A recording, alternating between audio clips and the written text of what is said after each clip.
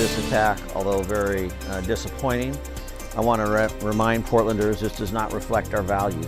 A large group of people shatter the windows of the Multnomah County Elections Office, leaving a huge mess behind. Our Ashley Grahams updates us on the search for the suspects. Also, following yesterday's inauguration of President Trump, we're hearing some of your thoughts on what's to come over the next 4 years. And take a look at this, a bird's eye view of the destruction from the Eaton fire. We have the latest on those fires as KGW News at Sunrise starts right now.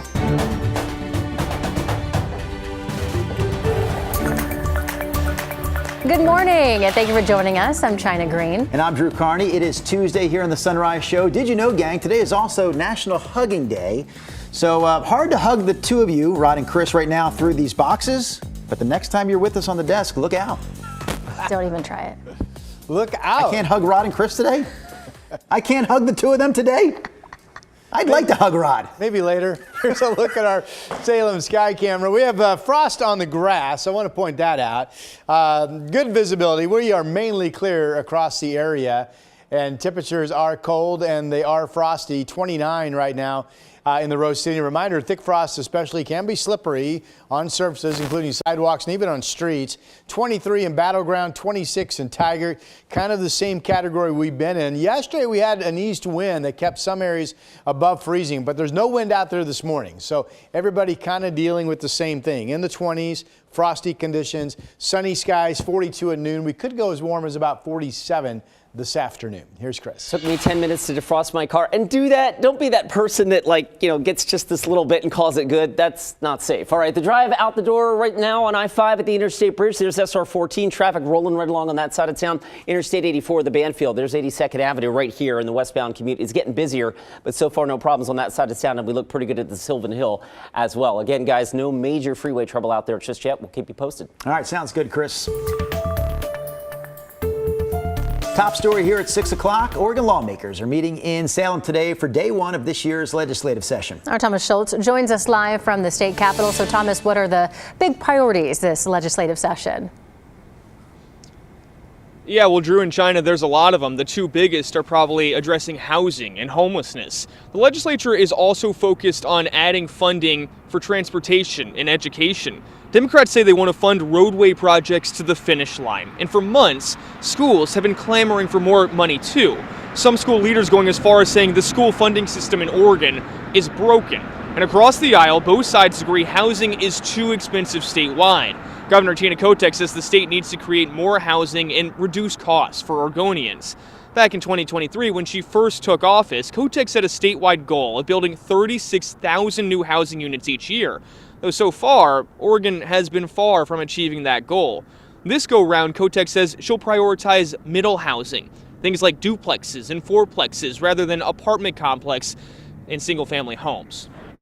We have people who are living outside. We have people who can't afford their homes. We have people who need mental health and addiction treatment. And our schools just have to do a better job for our kids. So I'm going to keep bringing it back to why we're here and try to keep the legislature focused on those top priorities.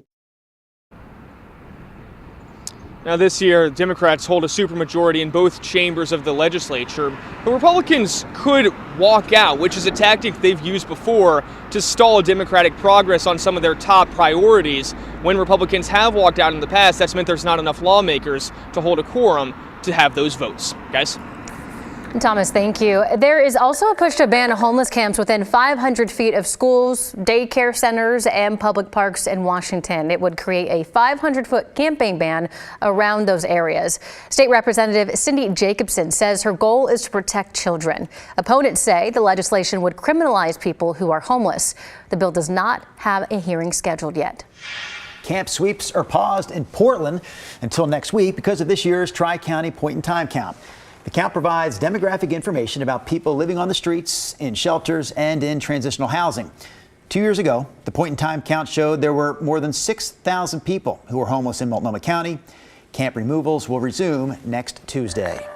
Now to President Donald Trump's return to the White House. During his first day in office, the president signed multiple executive orders, including a ban on birthright citizenship, a national emergency at the southern border, and a delay on the TikTok ban. Now, many Oregon voters are weighing in on the changes. We spoke to some of his supporters on what they hope a new Trump presidency will bring.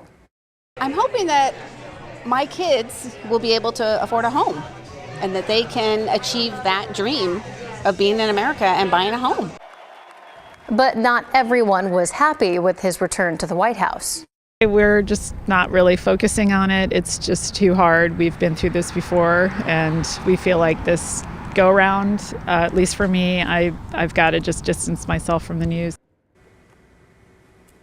A lot of the people convicted of crimes during the January 6th attack on the U.S. Capitol 4 years ago are now waiting to see when they'll get out of prison after they were pardoned by the president. We've learned the leader of the Proud Boys, Enrique Tarrio, has already been released. We've covered a total of 9 cases involving people from Oregon and Southwest Washington who faced criminal charges related to the January 6th attack. At least 4 of them are serving prison time right now. The president also ordered the Justice Department to dismiss roughly 450 cases that are still pending. Meanwhile, Washington Senator Patty Murray condemned the pardon, saying in a statement, quote, "What the president is doing is wrong." She added that she will, quote, "keep speaking the truth and fighting for our democracy." And now former President Joe Biden issued preemptive pardons just hours before he left office. Those pardons include the January 6th committee, Dr. Anthony Fauci, and his own family. And our National Verified team looked into if a president can undo those. In the final hours of his presidency, Joe Biden issued blanket pardons to several people to protect them from politically motivated prosecutions. They included members of his family, Anthony Fauci, members of the January 6th committee, and witnesses in the January 6th hearings. The pardons make it impossible for those people to be punished for any alleged federal crimes, though Biden said he believed no such crimes were actually committed. Verified viewers wanted to know, can President Trump revoke pardons issued by President Biden? So let's verify using these sources. The Constitution gives the president sweeping powers to pardon people for federal crimes. There's nothing in the Constitution or federal law that allows anyone to revoke a presidential pardon once it's delivered. There is one gray area, revoking a pardon that hasn't been formally delivered. In 1869, outgoing President Andrew Johnson issued a pardon which incoming President Ulysses S. Grant tried to revoke. A federal judge ruling on the case wrote, quote, "When a pardon is complete, there is no power to revoke it."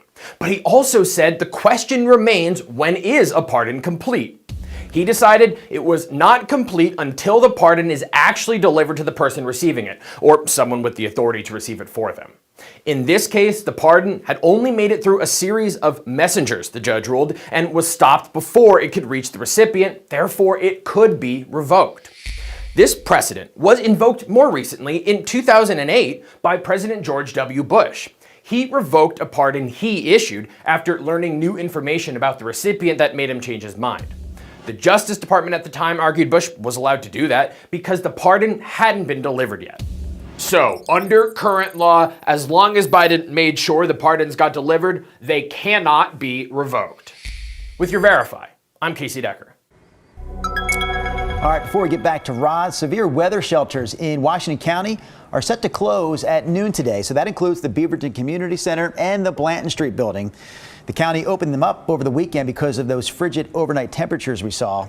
Again, these shelters are going to close at noon today. But the fact of the matter is, Rod, temperatures really aren't going to warm up that much here over the next few days. No, we're still calling for another hard freeze, with most of us being down into the 20s and frost all over the place again tonight.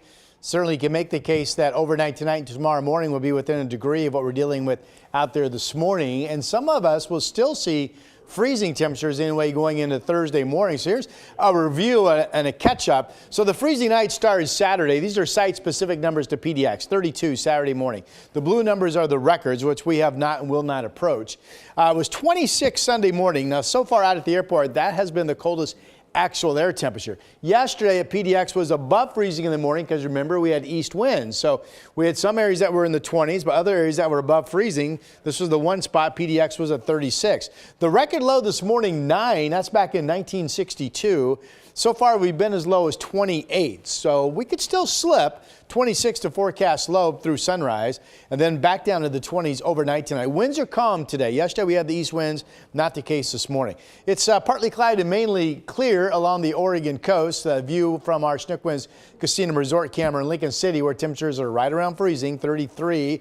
Here's the Pioneer Courthouse all lit up from the Pioneer Park building. 29 is our current number. We've been as low as 28 again at the airport. Right now it's 30 in downtown. It's 27 in Oregon City. Sandy, good morning. 26. Coldest spot on this map is currently 23 in Battleground. It's 25 in Kaiser and 29 in Salem. Again, with no wind, everybody's pretty much in the same boat. Mainly we're talking 20s and thick frost out there. Forecast map is all dry today. Upper 40s to 50 at the beach. 40s up and down I-5, mid-40s in Central Oregon, and after a cold start, warming into 30s and 40 degrees out east. Here's our forecast.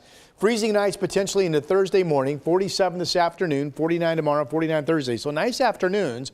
Then we have cloudiness developing Thursday late into Friday that may or may not bring some traces of moisture, and that is your update.